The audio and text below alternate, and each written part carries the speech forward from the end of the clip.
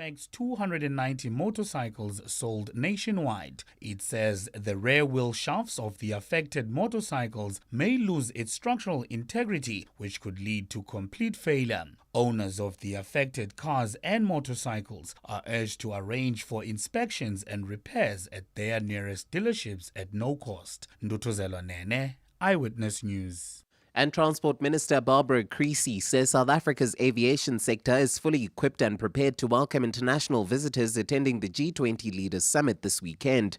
The OR Tambo International Airport, Waterkloof Air Force Base and Lanseria Airport will serve as entry points for the heads of state who are expected to begin arriving from tomorrow. Creasy shared these details during a state of readiness briefing held in Ekurhuleni this afternoon. On the 25th of October this year, we had our first dry run, which demonstrated the readiness of all the ports of entry, and it set a benchmark for a high standard of operational excellence for this important Leaders Summit. A partly cloudy Thursday in store for Gauteng tomorrow with afternoon thundershowers expected. Johannesburg drops to an overnight low of 13 degrees, peaking at a high of 23. Pretoria's at 14 and 25, Vereeniging 13 and 25. Monkey Ziko Ko. Eyewitness News. EWN, in touch, in tune, and independent. For the latest, visit ewn.co.za or download the EWN app.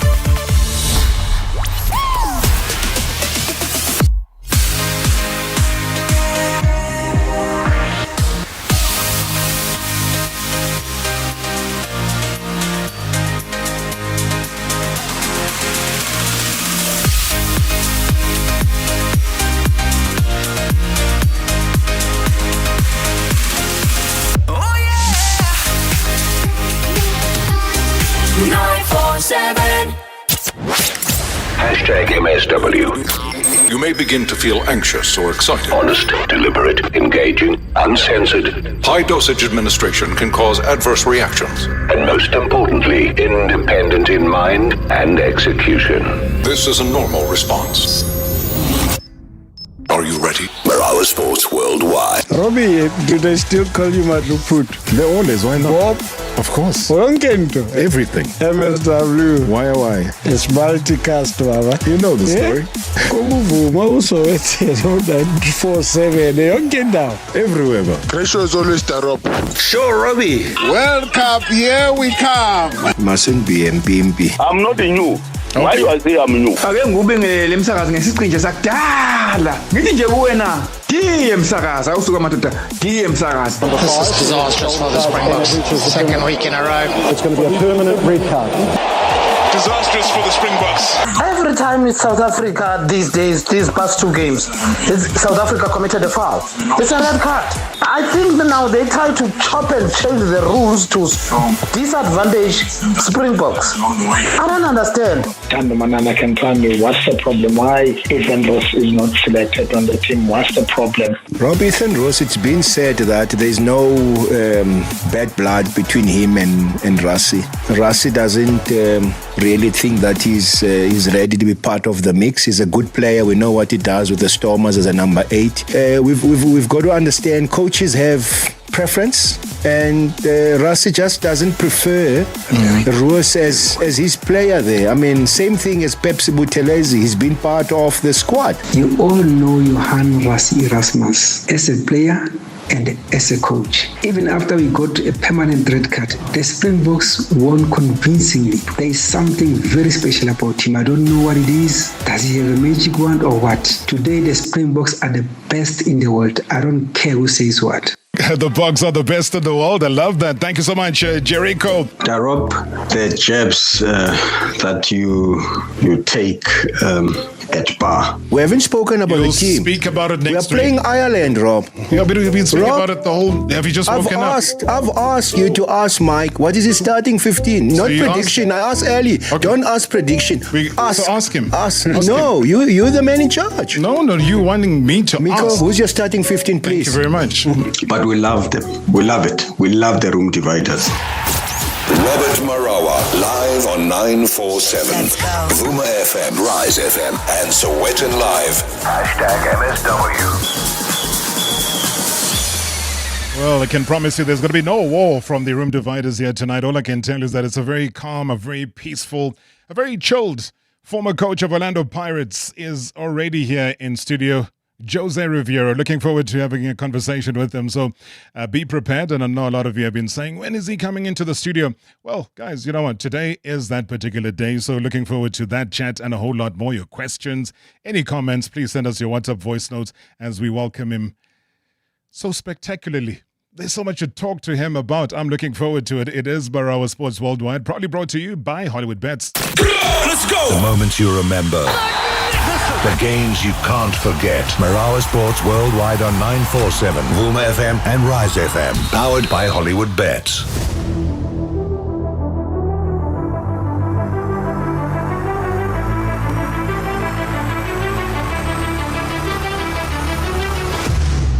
All right, before we get into that conversation with Coach José Riveiro, let's quickly give you a quick update here. Soccer superstar Cristiano Ronaldo was what... He was visiting the White House yesterday as President Donald Trump hosted a glitzy dinner to honor Saudi Arabia's Crown Prince Mohammed bin Salman. The soccer star was seated near the front of the East Room and not far from where the President and Crown Prince gave remarks to officials from both of the nations, and along with major business leaders such as the Apple CEO Tim Cook, as well as Tesla founder Elon Musk. Now, Trump, in his speech, made a point of recognizing Ronaldo, whom he said he introduced to his teenage son. We have so many other unbelievable dignitaries. I won't talk too much about you because we'll be here all night. This room is loaded up with the biggest leaders in the world, business, sports. You know, my son is a big fan of Ronaldo, wherever Ronaldo is here. Ronaldo. And Barron got to meet him, and I think he respects his father a little bit more now, just the fact that I introduced you. So I just want to thank you both for being here. Thank you very much. Really an honor.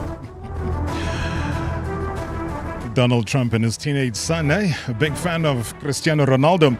Coming back to South Africa, well, SA Sports Minister Gayton McKenzie has weighed in on the bizarre admin blunder that rocked Bafana Bafana's World Cup qualifying campaign. And speaking during a parliamentary portfolio committee briefing on sports, arts and culture yesterday, McKenzie addressed the now infamous moment when team manager Vincent Tseka reportedly left the stadium to go buy the famous ice, right when midfielder Teboho Mokoena received the yellow card against Benin. Let me come straight to the point, the ice story.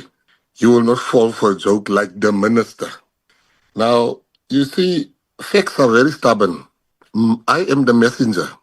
I read about the ice. Who am I to say the person didn't go buy ice?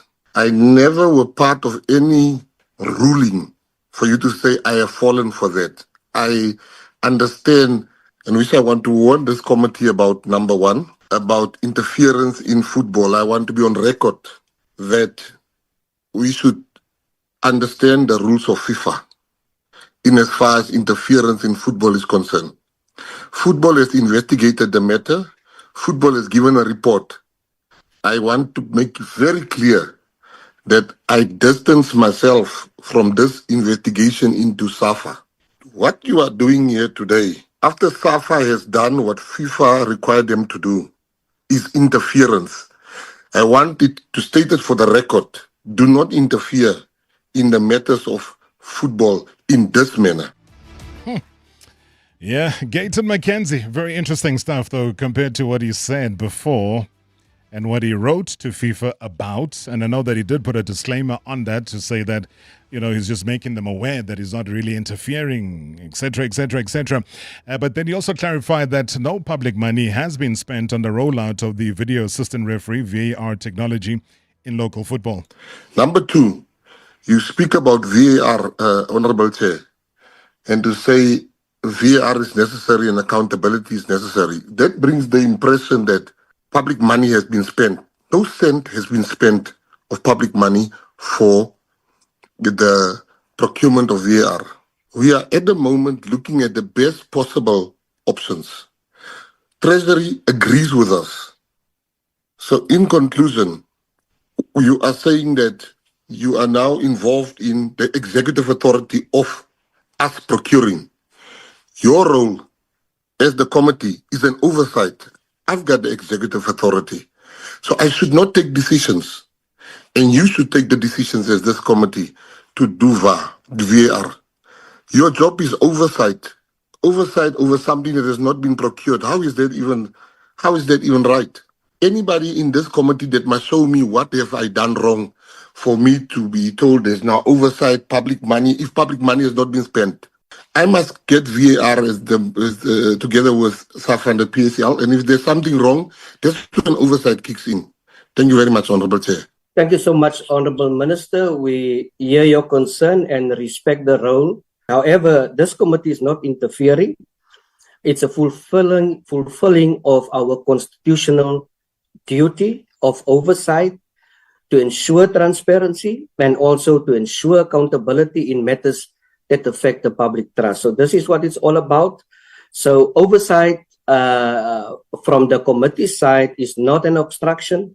It is to safeguard and to ensure decisions are made in the interest of sport, in the interest of soccer, in the interest of athletes, in the interest of communities who are the taxpayers. So our responsibility, Minister, is for the people of South Africa, and we will not shrink or move 1 minute away to ask difficult questions, because at the end of the day, accountability is not optional. It is the foundation of democracy.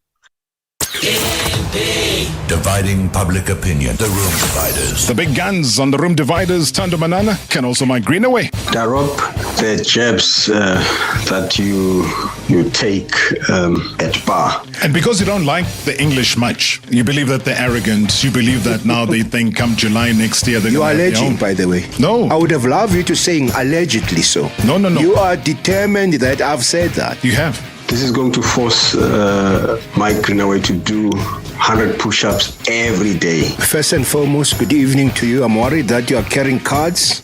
I don't know. You keep on threatening us, and I don't like that. I want to be free when I come to your house. Without fail, in order to be able to mediate between you and Umnumzana Manana. I don't know that you because you are wearing black, you think you are in court. No, you are wearing Eskimo clothes. I think your mind's frozen. But we love them. We love it. We love the Room Dividers. Hashtag MSW. Hashtag MSW.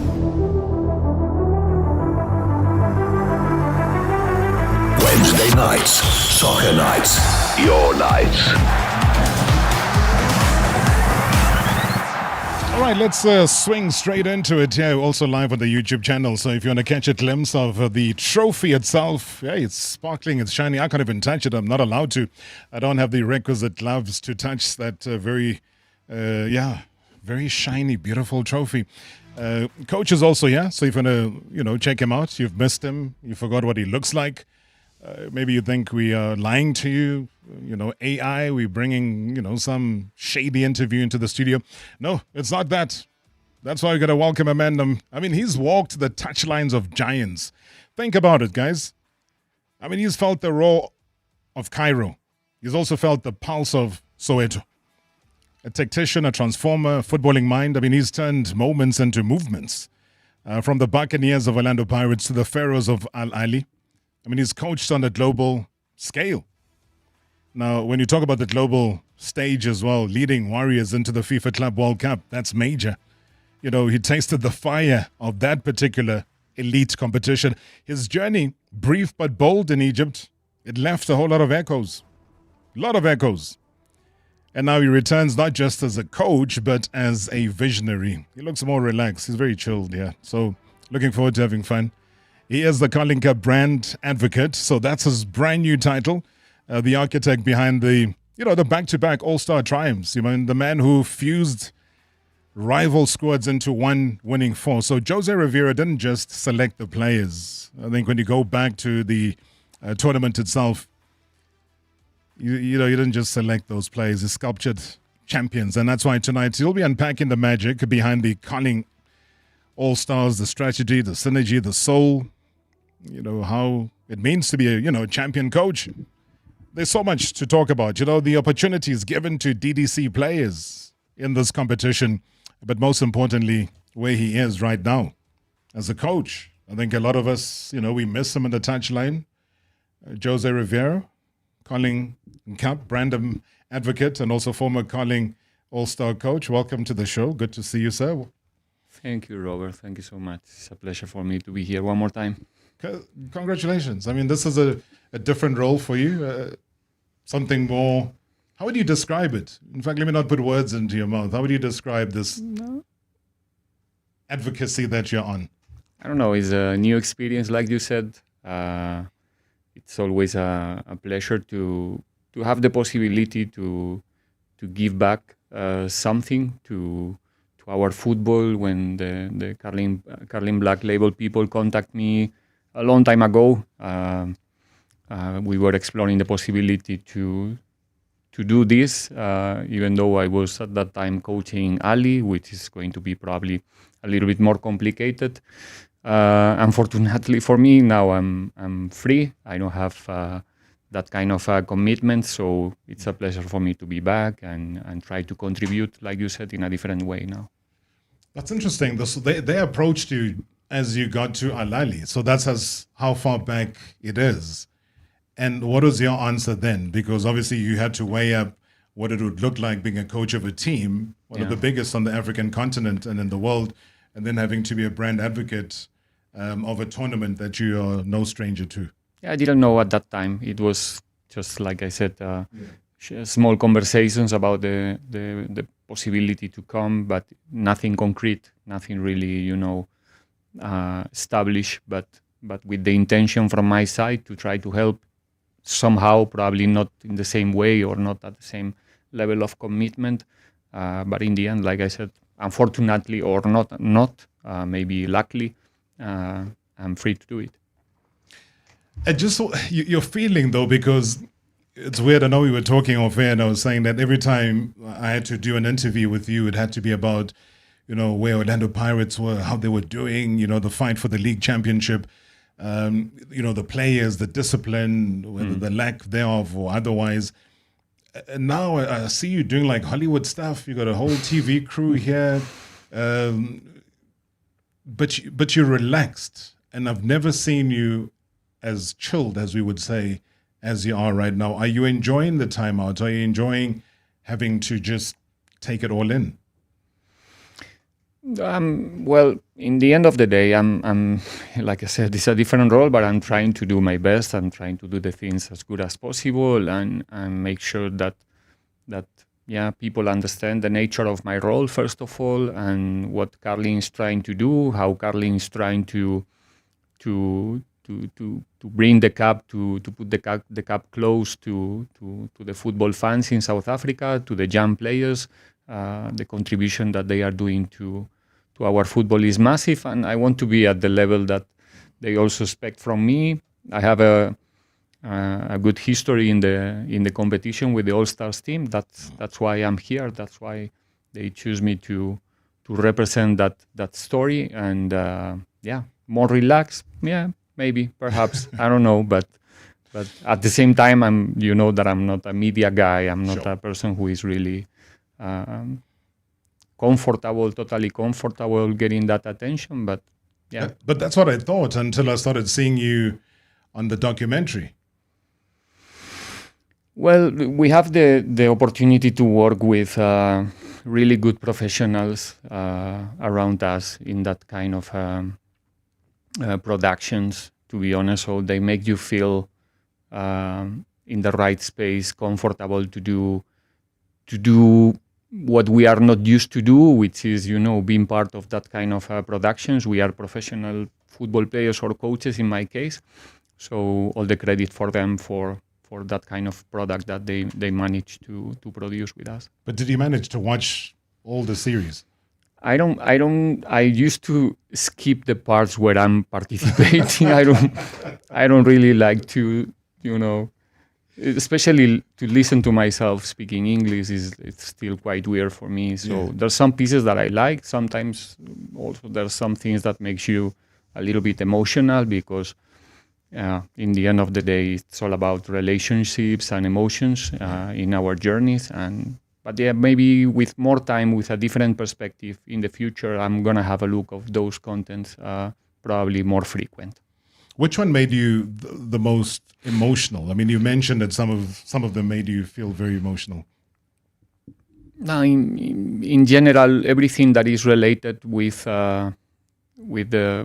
big achievements or big disappointments are the ones that probably left you with a stamp, with something that is, you know, going through your body, that becomes also sometimes not only mental, it's even physical sometimes.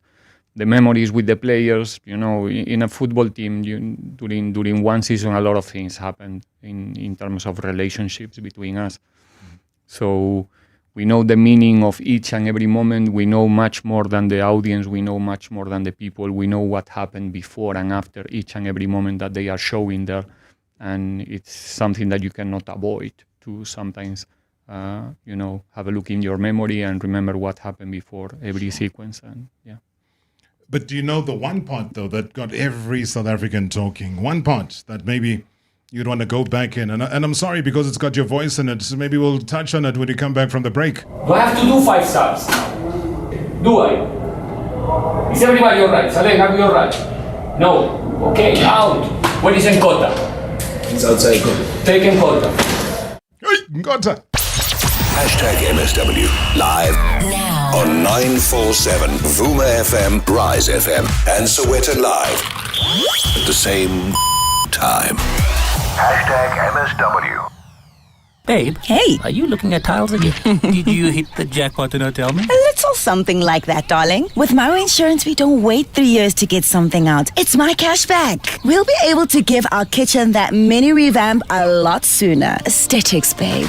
Introducing My Cashback from My Way. Stay claim-free for just 2 years and get 10% of your premiums back to live your way. Go to myway.co.za and get a quote today. My Cashback is a feature on qualifying products paid after 2 claim-free years and all premiums paid. My Way is a licensed non-life insurer and FSP. T's and C's apply. When there's a baby on the way, but you drive a 2-door. It's wheelie time to sell it. When your wife finds out that you bought a sports car and not the 7-seater she wanted. It's wheelie time to sell it now. When it's wheelie time to sell your car, get a better deal at Wheelie Centurion. It's open 7 days a week. Or visit wheelie.co.za and get an instant payment without getting off your couch. The briefcases, the offers, the suspense. Don't miss a single moment on Deal or No Deal. Weeknights at 6:30 only on SABC2. It's real people, real money. One bold move could change everything. Fortune favors the bold. Will you deal? Brought to you by Lotto Star. Lotto Star is licensed by the Mpumalanga Economic Regulator. No under 18s. National Responsible Gambling Program. 0800 006 008. T's and C's apply. All games are fixed odds betting events. The festive season's here. And when you're shopping, the last thing you need is more admin. The Admit ticketless parking app lets you drive in and out of your favorite malls without taking a ticket, carrying cash, or waiting in long pay station queues so you can park like a VIP. Download the Admit app and sign up using the promo code 947 to get 30 Rand free parking at Joburg's top shopping centers. Never worry about losing your parking ticket or standing in pay station queues again. Admit, simply smarter parking.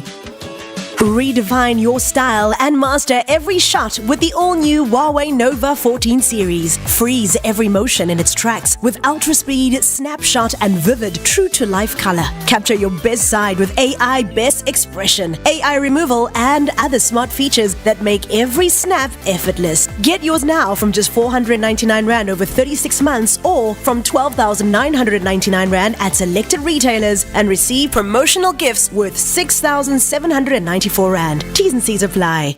Imagine every day was your birthday. Every day you are the jolly good fellow. Everybody's singing for you and asking you to make a wish. Well, that's exactly what everyday low prices feel like. You don't have to wait for a sale or a promotion. At Walmart, you get to save money and do life better because our prices don't go up and down. They stay low, always.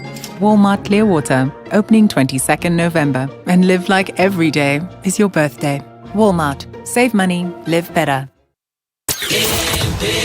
Dividing public opinion. The Room Dividers. Disastrous for the Springboks. The big guns on the Room Dividers, Thando Manana, can also migrate away. Rassie, when he selected this end of the year tour, little did we know, with him selecting so many lock forwards, that would have lost 2 lock forwards to date. Yeah. That is Luet and that is Sos. But listen to this. We're coming up against an Irish team. Let me tell you who's available. You've got Jean Clay, you've got Eben Etzebeth, you've got Rowan Nortje, you've got Archie Snyman, you've got Peter Steff who can jump for you. We're sitting in a good space because those 2 red cards have not put us in a disadvantaged situation at all. We have been thrown some serious curveballs here, and this team has dealt with them, that the Springboks will end this tour stronger because of what has happened. The adversity. Hashtag MSW. Hashtag MSW. Wednesday nights. Soccer nights. Your nights.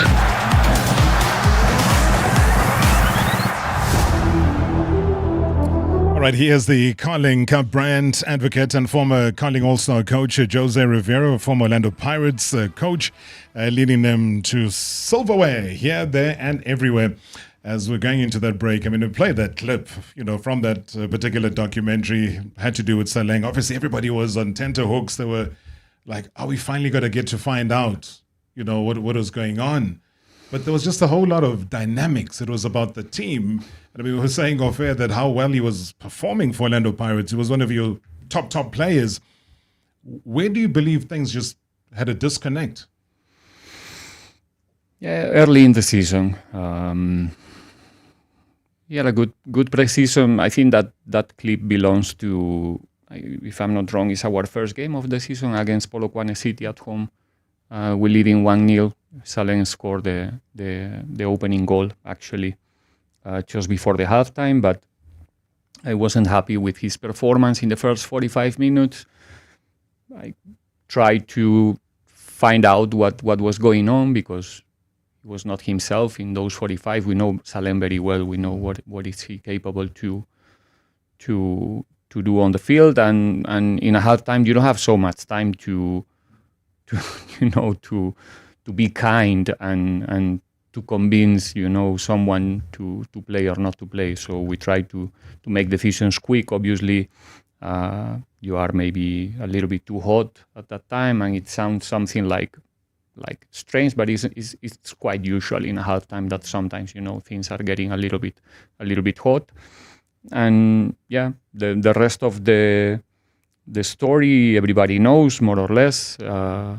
About Saleng and how the season was for him. I'm so happy that at least now Monapule is playing football again. He's doing good for his team.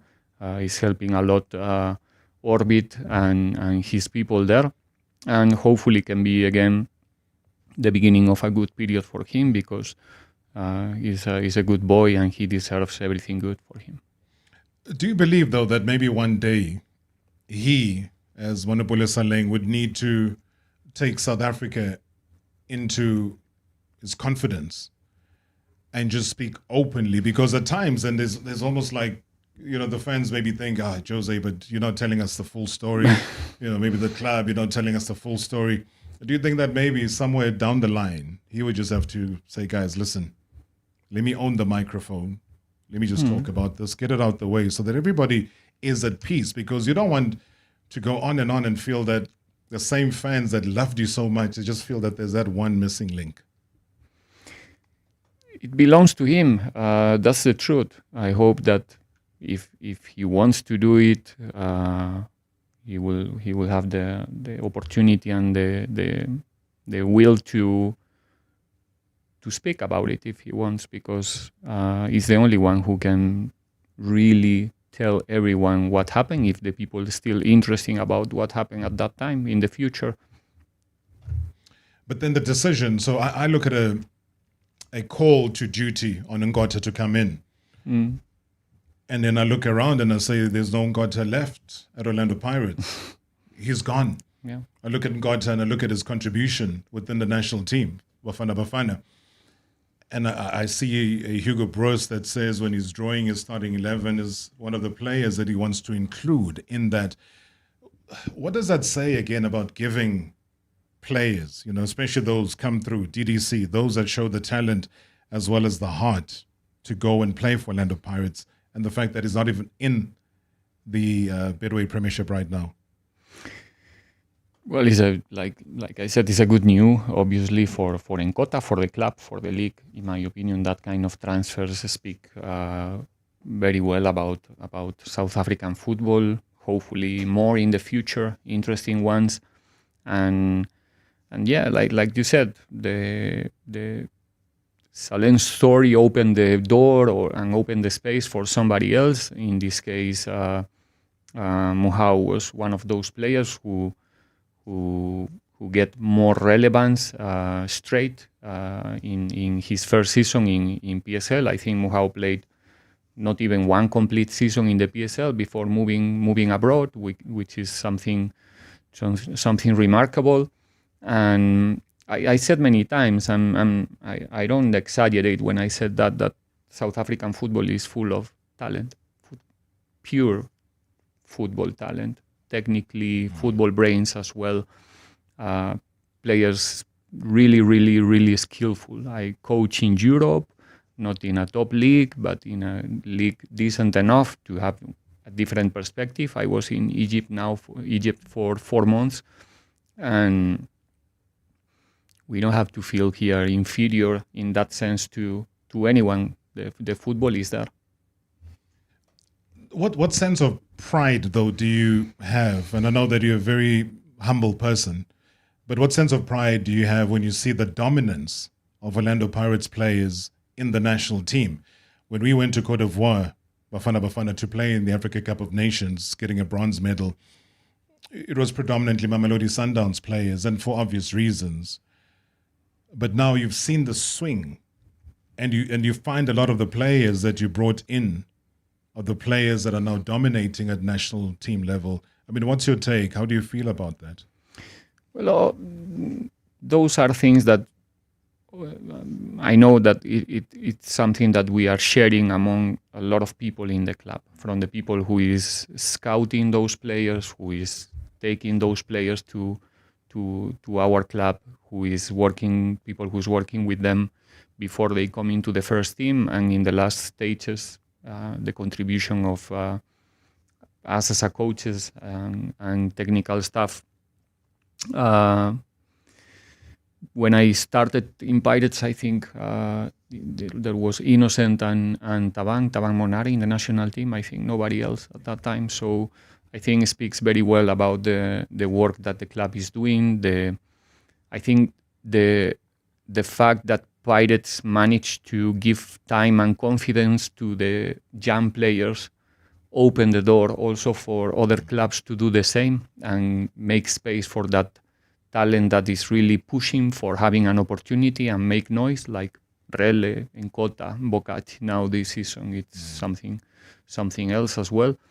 And that's a very, very good news for the football in South Africa in general. And obviously, when we are around the players, people who is around the players like me, like coaches, we really like to say that, I was the one who put an eye on, but who's not going to put an eye on Rele? Or, sure. there's no, everybody can see that there's a football player. Then our job is to try to guide them in the right direction, correct a couple of things in order to make them a little bit more competitive, and especially to give them the confidence to do that in front of a big audience and in important games. But how soon, though, do you think he'll get the kind of opportunity that was now presented to Nkota? Well, it's difficult to say. In football, to make possible that kind of things, a lot of factors and concepts and things must happen at the same time from every side. Current club, future club, player, agents, and stuff like that. So it's always possible.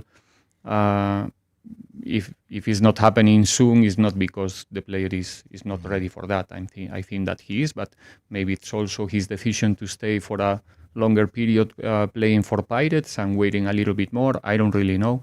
But him and other players, hopefully some more players after the all-stars final, coming from that competition from Diski, like Muhau or Rele or Mbokachi, who was the captain just a few months ago, can make an impact and continue, fulfilling that space of talent in South African football. I mean, I go back again to the Carling Cup, and I look back, and you've just mentioned it now, how you've managed to win with 2 squads drawn from the rival teams. So how did you manage to build the chemistry so quickly?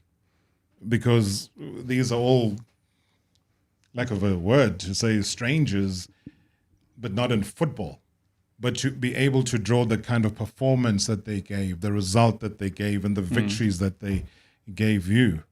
Oh, the fans build the team. They somebody said in the morning today that the fans are undefeated so far, and it's the truth. I think first of all, the selection, I think, was good enough. Talented players, football players. That's very, very important in a game like that. And then a lot of things coming together. You have a kind of a national team approach, because it's a short space of time, a short camp of 3-4 days. Like you said, players coming from different teams, like in national teams, it's pretty much the same. They know football, they used to.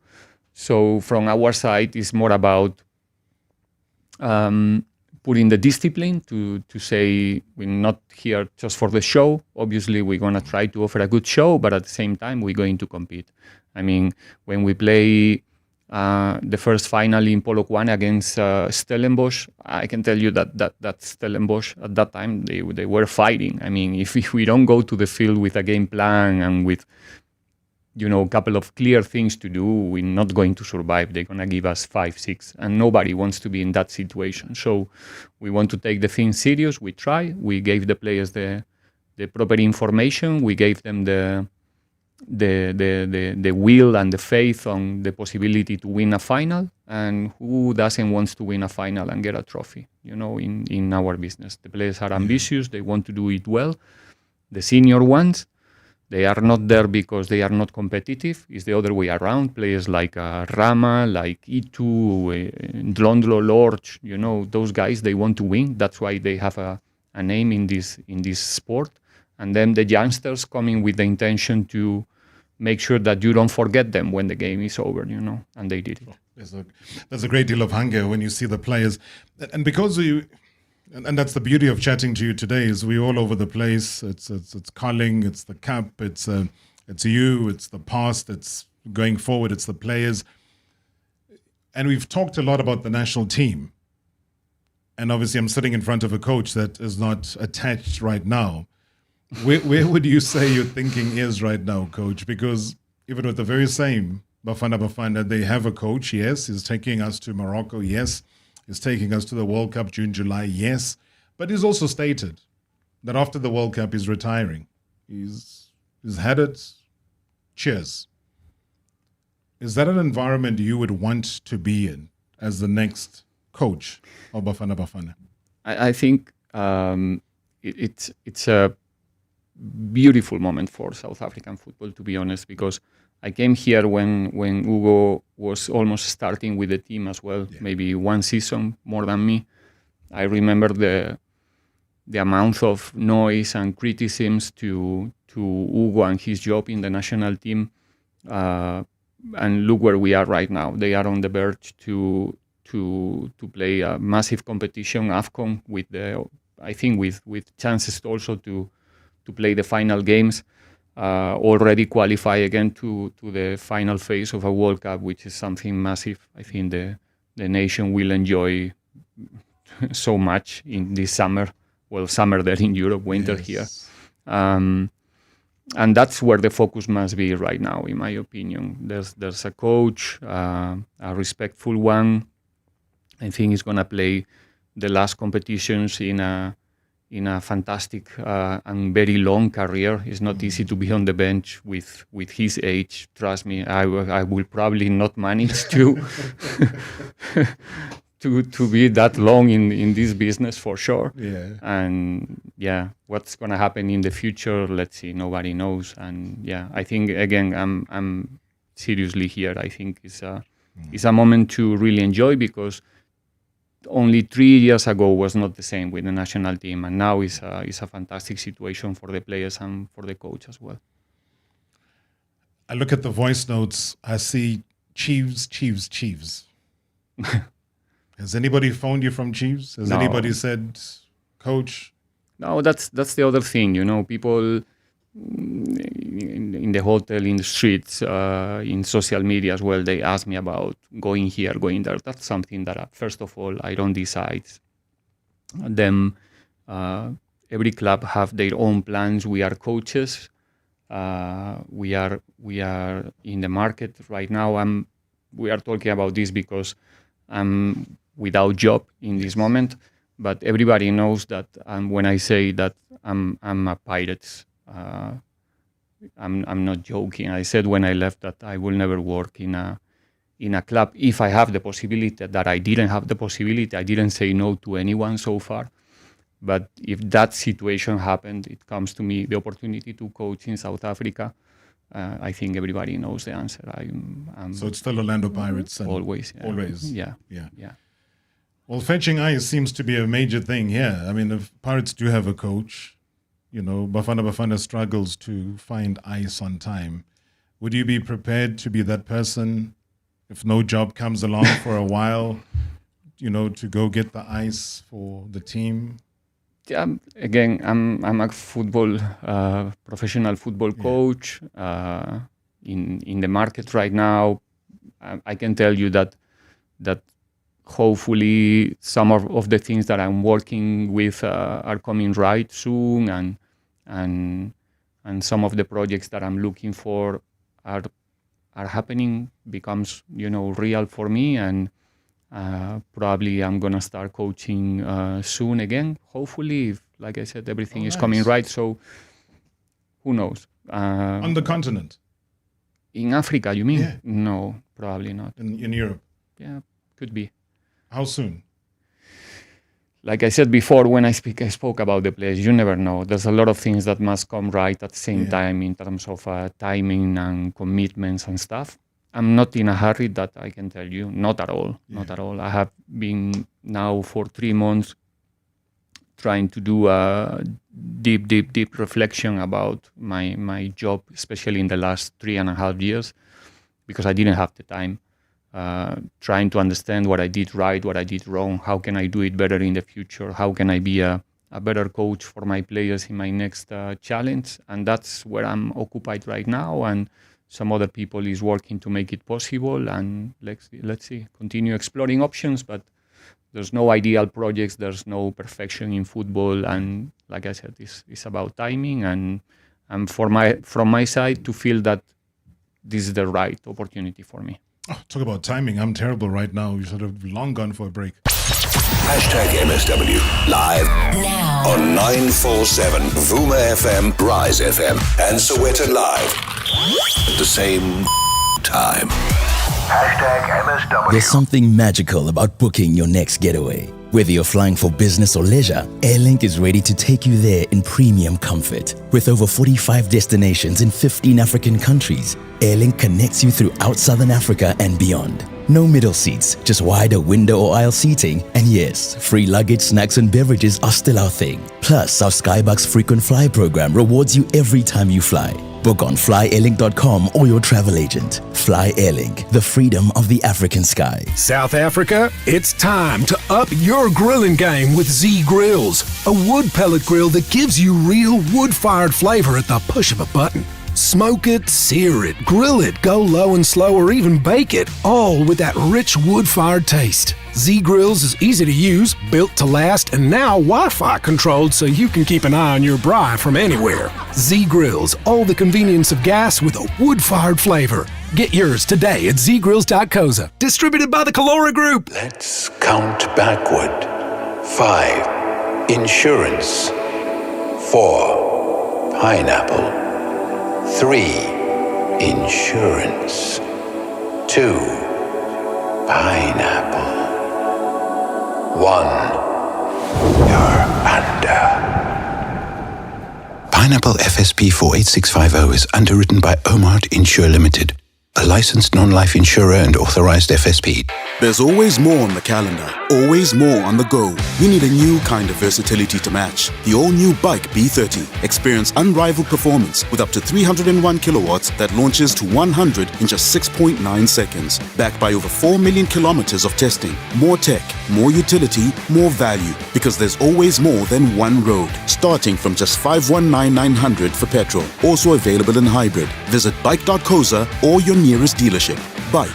Always be with you. South Africa, are you ready to switch up your life? Switch Energy Drink is giving you the chance to win one of 20 brand new Omoda C7s and your share of 20 million rand in prizes. Smartphones, cash, shopping vouchers, airtime and data all up for grabs. Buy a Switch, dial *120*440#. Follow the prompts on screen, enter the unique code under the tab of your can and you could be our next big winner. Go get your hands on a can and switch up your life. T's and C's apply. Let me get this right, Ron. You're a plumber by day and Pretoria's smoothest wedding DJ by night. Yeah, it started out as a passion and now I've got bookings until December. And a smoke machine that needs its own seatbelt. And you sold your car to buy a van through We Buy Cars. Bro, it was music to my ears. Zero admin, no long queues. They pulled in, checked it out, and before I knew it, I had cash in the bank. Now that's a banger. We Buy Cars. Geared for your passion, geared for you.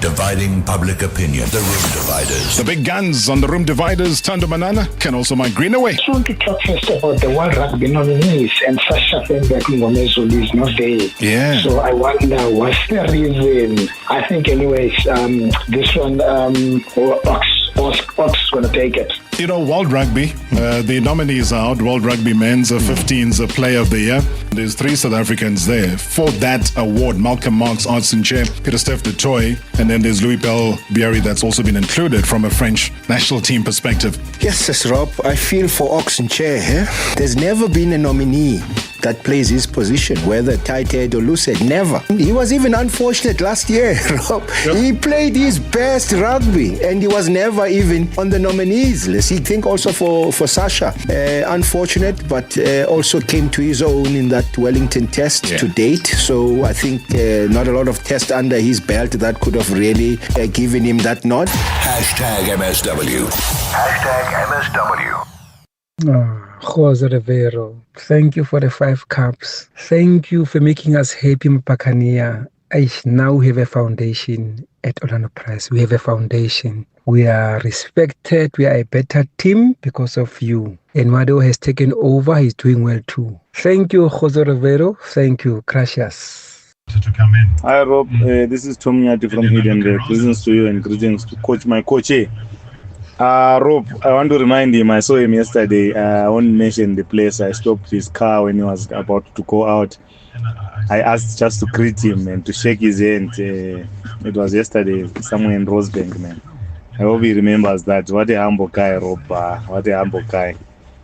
It's nice to hear your voice again, Coach, man. It was nice meeting you yesterday. Thanks, Rob. Good evening, Rob, and all the listeners. This is Joe from Watford in Benoni. Thank you so much for bringing in the coach in the studio. For the first time, I'm hearing his voice since he left South Africa. Yeah, I'm not going to talk more about his stay in Egypt at Ahly. I miss him as a soccer fan because he changed the game of football, to be honest. The way the Buccaneers were playing, it was just unfortunate that he left us and went to Egypt. But I wish him all the best. Anything is possible. Anything can happen. Thank you so much. Sharp. Hi, Mr. Marawa and the team. My question to the coach is with regard to Mabasa. On many occasions, he used to score goals, but on many occasions, he used to be on the bench. He barely started the match. Was it tactical or was it because of his a lack of ability to start the match?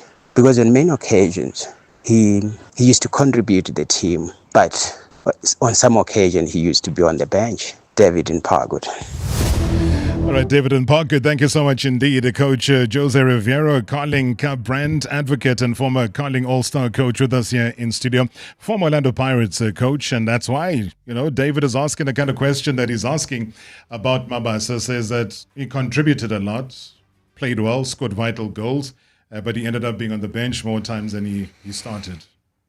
No, it obviously belongs to the tactical space and decisions that we made when we prepare the games and we approach the type of opponent or the type of game that we are going to play. We had the opportunity, if I think only in the last season, to have evidence, radio, and himself in that position, 3 strikers with different conditions, with more, let's say, strengths to play depending on the game. But also remember the contribution of Chejo coming from the bench, winning helping a lot to win the final against Sundowns, key contribution against Stellenbosch as well, coming from the bench in the MTN8 final.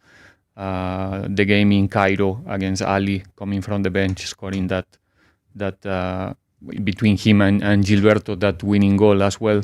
And it's very important for the players in modern football that understand that they can have a crucial role just playing 30 minutes when you are playing in a big squad like Pirates, for example. And I think players like Chejo or Evidence play an instrumental role in the last season in that sense, and always contributing whichever role they got on the day.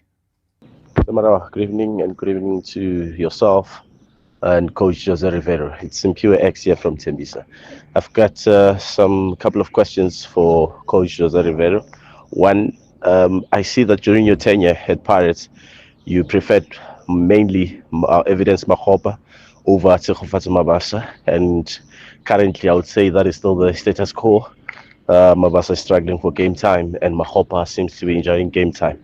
And I'm a big fan, I must be honest with you, of Tsegofatso Mabasa, and I struggle to comprehend why is he not playing. I understand it's two different profile of players, but I would like to hear it from you, because I see even Coach Adesla Mwadu prefers Mabasa prefers Makgopa over Mabasa. So, Coach, I understand now you're out of the Pirates system. Would you please honestly answer this question? I'm asking because I need to understand this dynamics. What was the thing that you were looking at when you would select Evidence Makgopa over Mabasa? I understand the opponent situation, but if you were to go a little bit deeper in terms of explaining this to me. Thank you so much. Simpiwe X. Simpiwe, thank you so much. Can you go deeper than the answer that you've given us just now? Well, shortly, Evidence is a player with a lot of mobility, with the capacity to move the center backs and the defenders to places where they are not really feeling comfortable, and is provoking and helping to create a different type of spaces for the players who are playing around himself. He's a player who can make a big difference when he has space to run, when he's playing far from the goal, and I think Mabasa is kind of a different profile in that sense. He's a player who is much more comfortable, just to summarize, close to the box, always with the goal in his mind, which is something important in our business, and different type of profiles, even sometimes with the possibility, depending on the team and the ideas of the coach, to play together. But in our time, we try to use them with their strengths. That's a good thing of the curling as well, that now they can vote and they can, try to choose themselves the players. But when we are involved as a coaches in those particular decisions, trust me that what we do is what we believe that is the best for the team. I mean, I'm glad you brought in the curling, the knockout, the cup, the competition itself into it here, because especially within the All-Star format, and I saw somebody even on the YouTube channel, Abraham Dumelo Moloi, says, please ask Coach if he's eligible to coach, within the Black Label All-Stars team, seeing that he is now an ambassador. Are you eligible to be a coach now? No. Actually, I'm here to do the other thing around, which is to help the brand to find the right person to do the job, to be together with another PSL coach on the bench on the day in the final, whoever is winning also the votation, to be there and have the opportunity to contribute to the team during 3-4 days that they are going to stay together to try to win that final. And my role in this case is to make sure or to help. I'm going to share the responsibility with more people, that we choose the right profile, the right human being first of all, and somebody who can really make an impact in the team. I mean, when you talk about that, because what structure do you believe, like, or mindset should a fan coach, they call them fan coaches within the tournament itself, what mindset should they have going into a high-profile game, like the Carling Cup? What is it that fan coach should have? If they're listening right now and they want and need advice from you, what would they need? Balance. A balance between, obviously, whoever is going to be selected is going to have enough football knowledge to get that privilege to spend some time with professional football players. It's going to be a good human being or someone who can really, work through his own values as well. And I think it's important to have a balance, like I said, to not get so excited about the event, about the occasion, to understand that the role of the coaches, it's always to help the players to shine and not for us to shine ourselves. And it's important that we find that profile which is stable, which is, mature and solid enough to deal with that pressure to be there, to being in front of, important football players of our league, to be part of a press conference, to stay there on the bench in a stadium that hopefully I'm sure is going to be full, and all of those things coming together, Evening, Mr. Marawa, and evening to the coach. Rob, I know he once said that he will never coach any club in South Africa besides Orlando Pirates. So seeing that he's out of a job currently, has that changed his mind? Or maybe is he still looking to go further up, maybe the north, or maybe back to Europe, or maybe he might change his mind? Kaizer Chiefs has two co-coaches. Will he decide maybe, if the offer came, will he decide to join the club? Gracious always the Rob, sure. But is that a fair one to jump into? Like, if it happened, yes, they've got the two coaches who were not hired to be the head coaches. They've got the job now. That doesn't change the equation for you at all. The only team you are prepared to ever coach in South Africa is Orlando Pirates. And it happened already. I mean, it's gone. But in the future, who knows about the future? I mean, we have to move forward, all of us. I think the club and Coach Badu is doing a fantastic job. The team is fighting. They're playing really well. I have my own plans as well for the future. That's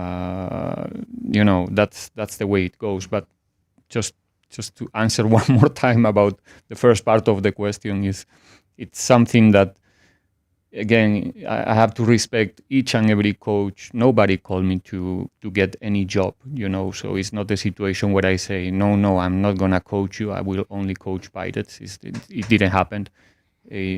But when I left, I felt that I have to say that, to my people, to the fans as well, that, I'm a Buccaneer. It's not an empty talk, it's the truth. And I don't see myself, with all the respect for each and every club. We have fantastic clubs here in South Africa that every coach would like to work on. But, I have to be loyal to myself in this case. And yeah, that's something that will never change in my mind. Yeah. All right. So we had a little conversation with the coach during one of the breaks, and given all your voice notes, given everything that's happening, we're going to give you a bit of time to migrate and head off to the YouTube channel. We are live right now, so you can join the bigger conversation. He's agreed maximum 30 minutes. We're not going to abuse that courtesy that's come through from him to sit through, have conversations, because there's so much more. I like to know from a coach that's gone to Ahly, what on earth in the end happened. I mean, obviously we had no time to say goodbye to him, when he left Orlando Pirates, it was like very quick. Maybe we relive that. The Satif offer that came through that we were told, hey, you said no thank you to that. And so much more. Like I'm saying, it's open, it's heart to heart. It's a pure, proper conversation with the man that we've got so much respect right here on the show for. He is, as I say, in his return to South Africa, the Carling Cup brand advocate, former Carling All-Star coach. He is José Riveiro. So if you want more coming through from him, join us for the next 30 minutes on the YouTube channel. Catch us again otherwise on the radio on Marawa Sports Worldwide. Proudly brought to you by Hollywood Bets. The thrill, the drama, the action. Let the game begin. Marawa Sports Worldwide on 947, Vuma FM and Rise FM. Powered by Hollywood Bets. Hashtag MSW. Live now on 947, Vuma FM, Rise FM and Soweto Live. At the same time. Hashtag MSW. Dividing public opinion. The room dividers. Disastrous for the Springboks. The big guns on the room dividers, Thando Manana, can also migrate away. Rassie, when he selected this end of the year tour, little did we know, with him selecting so many lock forwards, that would have lost 2 lock forwards to date. Yeah. That is Luet and that is Sos. But listen to this. We're coming up against an Irish team. Let me tell you who's available. You've got Jean Clay, you've got Eben Etzebeth, you've got Rowan Nortje, you've got Archie Snyman, you've got Peter Steff who can jump for you. We're sitting in a good space because those 2 red cards have not put us in a disadvantaged situation at all. We have been thrown some serious curveballs here, and this team has dealt with them, that the Springboks will end this tour stronger because of what has happened. The adversity. Hashtag MSW. Hashtag MSW. Good evening, Mr. Rob. It's Saleng here, and good evening to the MSW shoulders, and good evening to the Spanish guitar himself, my coach, José Riveiro. Welcome back to South Africa. But I just want to know, has there been anybody or any team or any development side or any association that might have spoken with you and maybe ask for your services? I mean, any club, despite the fact that, yes, you have said in quite a number of interviews that unless it's Orlando Pirates, I'm not going to coach any other club. Has there been any kind of rumors that you can address as to whether there has been those conversations or not? And if so, how soon are you looking to get back into the technical bench? How soon are you, or how soon do you want to return back to coaching? That's what I want to find out from you, coach, my coach. Great as always. Thanks. All right, well, welcome to the extra time of hashtag MSW. Welcome to Marawa Sports Worldwide. If you're joining us, for the first time on the YouTube channel, please, a warm, hearty welcome. Welcome to all the shareholders that have been watching, that have been commenting. We'll pick up on some of your comments as well as the show progresses. We've got 30 minutes, and that's what we're going to keep. We're going to keep down to 7:30. That's the time that we do have with Coach José Riveiro. As we say, touching on so many exciting aspects, as the camera has been panning and showing you the beautiful, beautiful black label trophy there. Stunner. And everything to play for. And that's what's brought the man back. So we've got to be very grateful for the organizers that made sure it is possible for us to have this conversation. A big, big thank you to you as well. The fans that hope to be part and parcel, hope to be coaching, hope to be sitting there in the dugout, feeling the pressure of the fans, feeling the pressure maybe of defeat, whichever one it is. And I think as we're listening to Hulufelang's voice note, kickstarting this process off for us, he just talks about how soon do you want to get back onto the field? How soon do you want to coach? Coach, firstly, thank you for the extra time. Do appreciate it. Pleasure.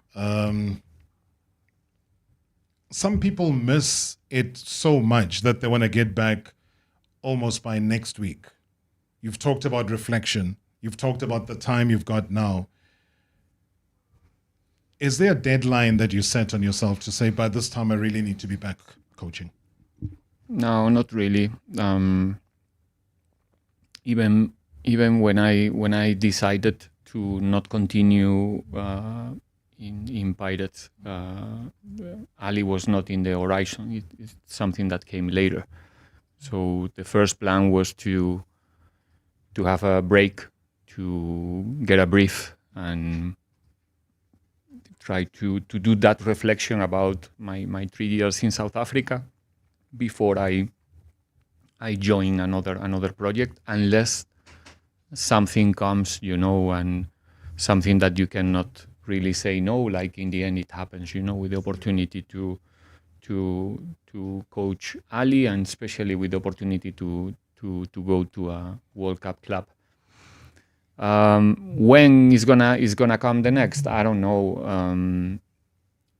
I don't have a deadline. I'm not in a hurry. I'm okay. I'm trying to use the time, like I said, to get better, to get more knowledge, to see the way that I can also strengthen my coaching staff for the future, because football is in a constant evolution, and you need to move because everybody is moving. So I cannot be an exception. Now is coming.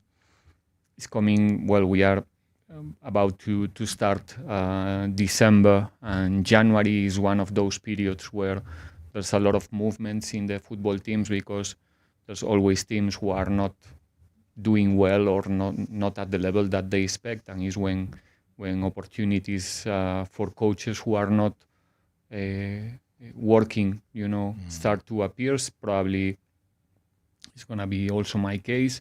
We did have some opportunities immediately after leaving Egypt to continue coaching, but I considered that was not the right time. I wasn't ready for that, to be honest, mentally, physically, even to give my best to any club. So I decided to not listen so much. Listen a little bit, because you have to respect every club who's trying to talk to you, but not really with the intention to join any side at that time.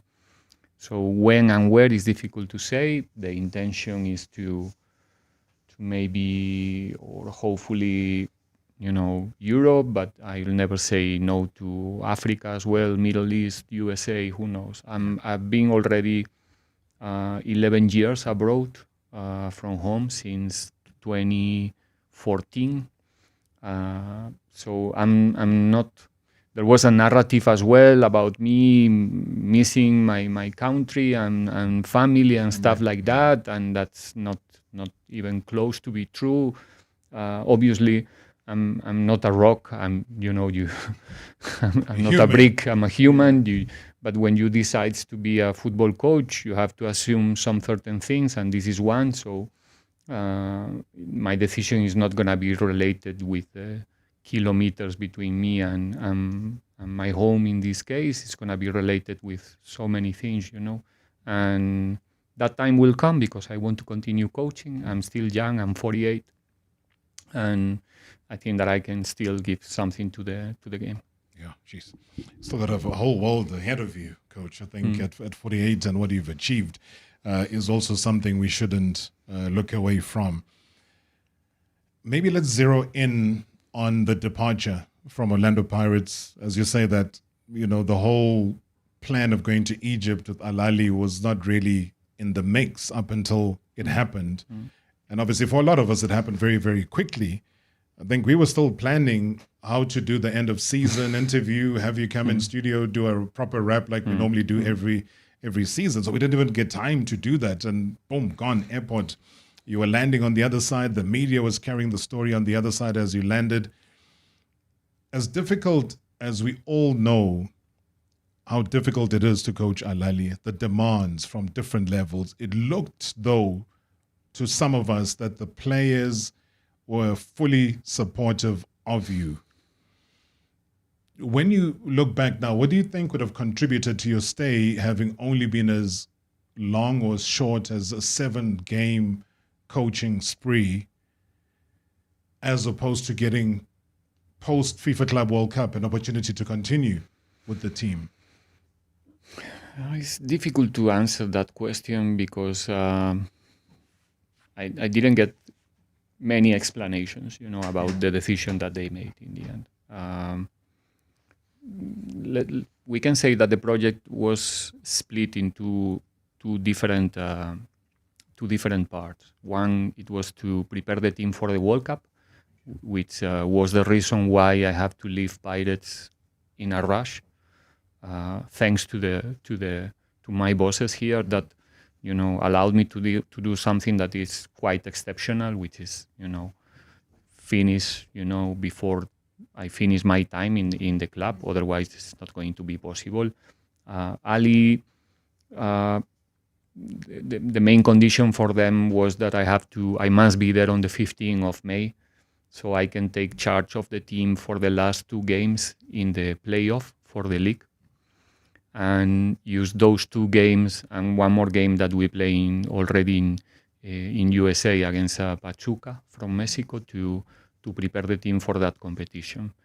I was there on the 15th of May, but I was waiting in a hotel for 2 weeks because all of a sudden Pyramids lost 2 games when they were involved in the semi-final with Sundowns. They put a little bit more attention in the Champions League, and they start to get bad results in the playoff. So all of a sudden they found themselves leading the log, 1 point ahead of Pyramids, and the club decides that they want to get that league. So they don't want to disrupt that process with a new coaching staff, starting with new, which is somehow it's also acceptable in a way, but at the same time put us in a situation where we have to go to a competition like a World Cup clubs, facing some of the best sides in the world with 10 training sessions before we go, with new methodologies which we couldn't really go so deep. You can imagine 10 training sessions before with a long trip to Miami, adaptation to the climate conditions, a lot of things, knowing each other, understanding with the language problem as well. We need to use a translator, which is the first time in my life. It's not the same. The message is not going to land there in the same way, obviously, and a lot of things that didn't help us in the beginning. Like you said, I think the players, they were really welcome, me and everybody around.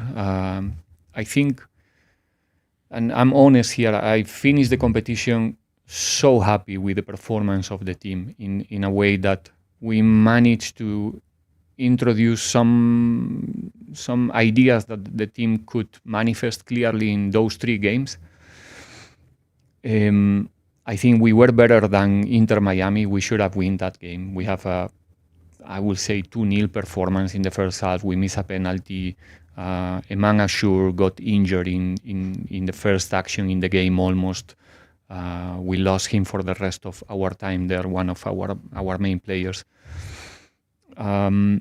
We were not. That's the game where I felt a little bit inferior against Palmeiras. I think Palmeiras is a super good team, and they were better than us on the day. It was fair enough, the result. And we should have won Porto easy in that game. We should have scored a lot of goals. We finished 4-4. We couldn't make it to the next stage. But I think the feeling in the team, the feeling in the club around, it was positive in the way that, wow, the team is playing something different. We're going in a different direction. And that's why Ahly signed us. I said already that I don't think that Ahly came to me to win more. They winning. I mean, they were dominating the continent recently.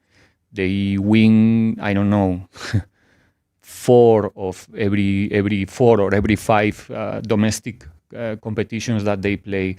It's not about us going there to win. It's about changing the things. And that's what we try from the very first day, to change the methodology, to change the approach, to change a lot of things that you cannot even imagine. And trying to change things in a place where they are used to do the things in a certain way will always provoke, different forces, resistance somehow. And I think that we were a little bit exposed to that. And like I said, in the beginning of the season, 4 games, our first game was not good enough, to be honest, but I think from the first game, the team was progressing very well. Until we played Pyramids, we lost. We didn't have a good night. We lost 2-0. And yeah, that was end of the journey there. But I mean, do you feel though that you were fairly treated? As you say, by the time you left the tournament, you were excited about the kind of football that you were playing, the kind of approach. And again, you're still the new man in charge. So there's a developmental, there's an understanding, there's progression, whatever terminology you want to use. So after 7 games and they feel that this is where it comes to an end, I mean, what did they say to you? What sort of reasoning which made sense did they say this should be the parting of ways? The results. There was, like I said, not so much explanations about the reasons. Just a meeting after that game, a report in the morning, a meeting in the afternoon. It's 4 games and the results are not coming the way they want or the way we want. That's what they said. And they decide to look for a different coach. So that was it. Nothing else. Just that kind of yeah. But I mean, I wouldn't feel great with that, especially José Riveiro, who's just done what he's done in South Africa with Orlando Pirates. Do you feel though that in terms of your approach, would you have done anything differently? I mean, I've seen interviews with Kevin Johnson. He would have said maybe Coach Jose should have given Pitso a call and said, how did you manage? I mean, did he even have time to do all of those things and maybe take your own technical team like he did, like he insists on doing, like I think even Coach Rulani insists on doing? Do you think with the bit of time that would have been given to you, would you have done it differently? If I get more time there, for sure. I think that the team was, maybe I'm wrong, but I think the team was going in a good direction. Yeah. But it takes time. I mean, when you change the way of doing things from minor to big things, it takes time. There's a time of adaptation. There's a time of adaptation of the players. Even for the World Cup, Zizou, Ansu Fati, Trezeguet, a lot of new players in the team. Then we got 4 or 5 more players from the Egyptian league. Eman Ashur out of the game. We lost our striker. He went to USA after the World Cup as well. We lost a player of 20-something goals in the league the previous season. So a lot of things that didn't play for us at that time. But to answer your question as well, I traveled there with six members of my own staff. So I was there surrounded of good people as well. It was not a matter of me find myself there alone in the middle of that. No, it was not like that. I think it's a massive club. It's a big club. There's probably a lot of things around the people who's making decisions that I'll never know, and that's what they decide. So I think 4 games is not fair for any coach. Not for me. I'm not talking about myself now. Yeah. Nobody, can say that 2, 3, 4 games is time enough, because we're talking about 4 games, but when you get fired after 4 games, probably the decision was made already maybe 1 game before. I don't think it was a question of, somebody got hot on that night because we lost against Pyramids and you find yourself fired the day after, probably. But that's usually the problem, though, Coach. The Pyramid story becomes a problem because I even looked at the record and I said, you lose 2 games. Because that's definitely what it was. You've drawn 4 of those games. Yeah. But you've lost 2. But maybe the fact is, to who? Then it becomes a whole thing now. Obviously, they say the Pyramids is such a young team. We have such an illustrious history. It's a team of about only, 10 years old. So you can't even be affording to lose that. So that's the mindset that I read from here. I mean, I could be wrong. But we have to live the current moment. We have to live the present as a team, as a club as well. And it's a fact that Pyramids is doing well, and they are the current champions of the continent. It's not by chance. They were the better team the last season. It's true that we were also, I think, fighting with them pound to pound. We were very close to make the final. I think Sundowns was also very close to beat them, but in the end, they managed to survive and be the champions. And like I said, they didn't win the league in Egypt as well by chance, almost. But they were really dominating, the space.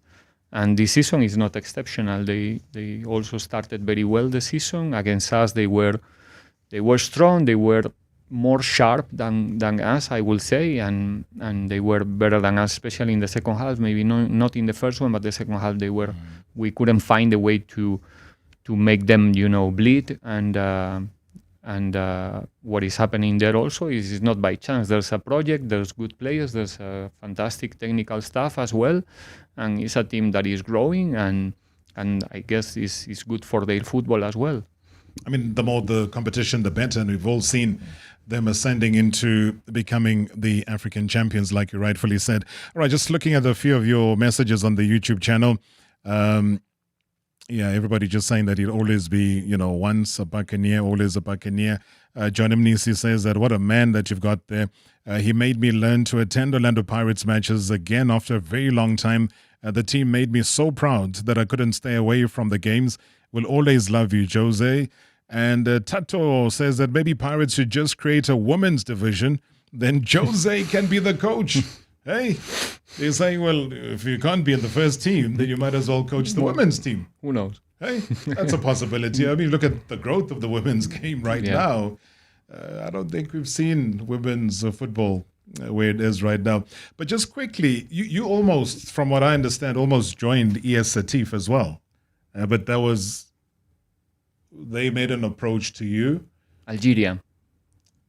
Yeah. Yeah. That was close. I mean, how close were you to signing? No, not close. Like I said before, I've got many opportunities immediately after leaving Cairo.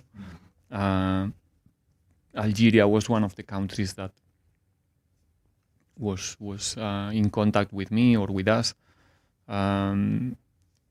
Listening each and everybody who tried to contact me, but like I said, never with the intention or clear approach, and motivation to say, okay, let me see. It's more about, obviously you have to listen each and everyone, like I said, because you never know, but nowhere near to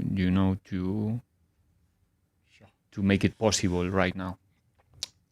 There'll always be questions about, now that you've tasted a little bit of the Egyptian Premier League, and then you look at the Bedway Premiership here in South Africa, what did you say the major differences are? First of all, there's restrictions for the people to go to the games. They don't. I think they allowed 15 or 20% of the crowd. No more. That's why when you have a look of the Ahly games, there's only a space behind the goal full of fans, and everything else is empty. Security reasons, because of the pre-war situation somehow that they have in there, or at least that's the explanation that I got. I'm honest. I think PSL is ahead in terms of structures, is ahead in terms of affluence to the stands and color, the way that the games are lived and experienced. It's ahead in terms also of football, from my point of view, as a football fan. Much more attractive football, open games, less low blocks, let's say, to put it in a pragmatical way, So I think that the level of the league and the way that the PSL is wrapped, the optics and as a product. I'm not an expert in these things, but in my opinion, as a fan, but much, much better. I mean, I would agree, because the only thing that's missing now, Jose, is for those very same South African teams to ensure that what Sundowns have done with the Star, what Pirates have done in 95 with the Star, they add on to it, so that it shows that it was not by luck that we got the bronze medal at the AFCON. It's not by luck that we are already qualified. Other teams, Nigeria, struggling, they're not going. Cameroon, struggling, they're not going. So it's not by luck, but it's majority of the players from the Betway Premiership League that are part of the national team. So obviously you got a major point in that. And I wouldn't want you to leave without maybe focusing on somebody that I think would have drawn you, number one, convinced you to be with Orlando Pirates, would have formulated a relationship with you in your time at Pirates, given you the go-ahead to say, okay, you needed somewhere else before time, we allow you to go at a critical stage. And that's Dr. Ivan Khoza. What is your relationship like with him? What lessons do you get out of him and the time that you would have spent with him? It's a person that you don't see every day, obviously, because he's carrying a big responsibility, and needs to spend time, in some other spaces, obviously. But when you have the chance to listen to him, you just listen, because it's a history of South African football. There's always a meaning in everything he say, even if, it maybe can be, putting the things in a way that little by little is taking you to the message that he wants to leave on the table. And I said many times, him and the whole family, and it's something that I even realized even more after I left, that they were really taking care of me during my time here, really, backing me and protecting me from every possible threat, hypothetical, I'm talking, Sure. in that sense. And I have to be thankful for that support, for that opportunity, and for the lessons that not only me, because we all have sometimes the opportunity to listen to whatever he wants to say to us, and always leaving something important for us for the crucial games or for the important moments of the season as well. All right, so let's shake it down, because only got like 2 minutes left.